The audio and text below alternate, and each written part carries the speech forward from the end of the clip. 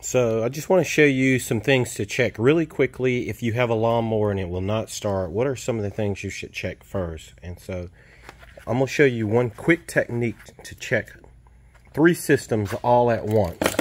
And all you need is a jumper wire like this.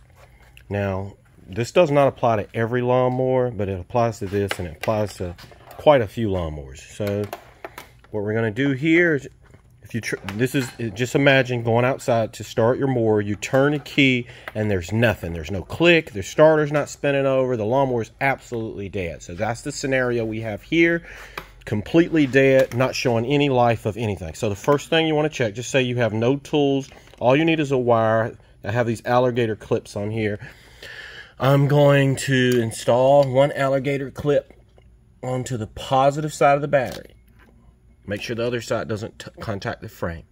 So we put one alligator clip on the positive side of the battery, and then you're going to locate the starter solenoid. In this case, it's right here at the top. It's easy to access. A lot of lawnmowers, that starter solenoid would be over here. So I'm going to zoom out so you can see what I'm doing. This is the entire profile of the lawnmower.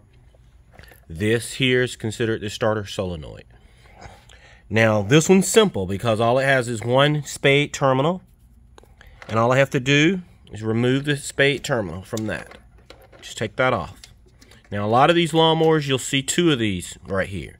If they have 2, all you need to do is just take one of these and ground it, and then you can go to the other. It doesn't matter which one you do. You can ground either one. If you have, this has only 1 spade, but if it had 2 spades, we'd have to get a second set of wires like this. We have to get another wire like this, and then we would just connect one of these spades to ground. Just go to ground. Don't go to the battery, go to the ground, because we're trying to determine what's going on. Go to ground with it, and then you take this other one, and you just all we're going to do is touch it on here. If it tries to crank, let's see what happens. Zoom out a little bit. Aha, it tries to start. So just doing that tells you a lot. First of all, it tells you that the battery has enough power in it to turn the motor over. So we're not dealing with a dead battery scenario. It also tells you that the starter motor is good. So we know we don't need a new starter because we just heard the starter try to turn. We actually saw the starter turn the motor over. And it also tells you that the solenoid is good because that's all the solenoid does. It's a high amp solenoid. By applying a small amount of voltage and amp to this spade terminal, it closes contacts here and it allows a large amount of current to flow there. And so that just keeps arcing to a minimum. And so we eliminated the starter, we eliminated the starter solenoid, and we eliminated the battery. We also eliminated all the connections. Like this, it tells us that this starter solenoid is properly grounded, because sometimes they're not properly grounded. This is grounded through these mounting bolts, so we know it's properly grounded. That's something you really have to check, particularly as these lawnmowers get old. I've seen these mounting bolts get rusty, and then suddenly the starter solenoid's not making ground. It tells us that our cables are good. So with that being said, the only thing left, in particularly with the lawnmower this simple right here, the only thing left are all the safety switches. And so it has a number of safety switches. I'll tell you that in my experience, the most common safety switches that go bad are the parking brake safety switches. So in this case, they're right here. There's 2 of them there. In this case, it also has another one right here. That's for the drive levers. When you extend the drive levers outward, they release those, and you have another one over here on the left.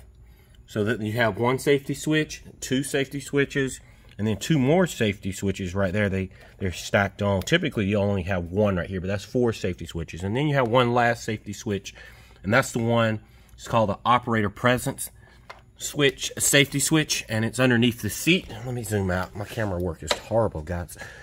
So there's one under the seat, and so any of those can be bad. And so really I'm going to show you really one quick, this video was not to do these, but I'm just going to show you something really quick on these. Let's pull one of them out. Let me show you this. Okay, so if you look at this one, it only has 2 wires, here and there. It only has 2 wires, and the only thing that can happen is continuity is either made between these 2 or removed from those 2. If you don't know whether, okay, maybe by having continuity, when I say having continuity, maybe there's a connection between these 2, and that tells it not to start. Or maybe by releasing a connection between those two, that tells it not to start. So what you can do is just get a jumper wire and jump it between those two and see if it starts. If it starts, then you know that this safety switch is bad.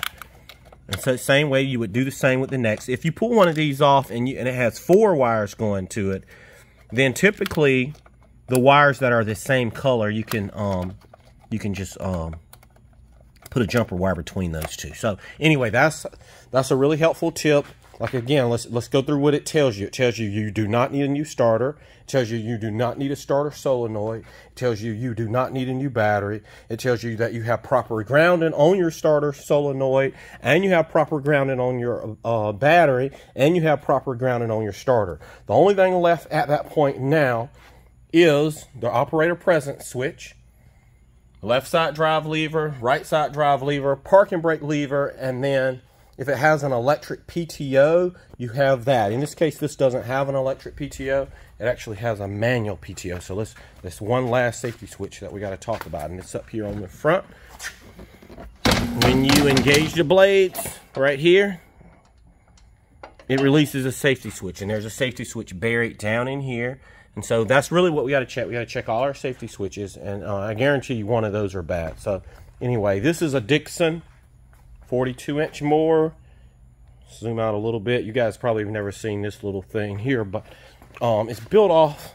Husqvarna actually makes one very similar to it. It's really built a lot like a Husqvarna. It has a Briggs & Stratton classic engine. So a lot of lawnmowers follow all the same principles, so you can use these same techniques. But anyway, that's just a quick test that you can do to eliminate that. Actually, the test I just did eliminates, I would say, 60% of most of the time what the problem is going to be. Either going to be your battery, bad connections, bad starter solenoid.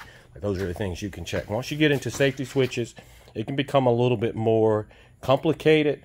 If you don't have electrical diagnostic skills, then you probably should leave that to somebody who does. So anyway, that's it for this video, guys. See you on the next. Hit subscribe if you found this helpful.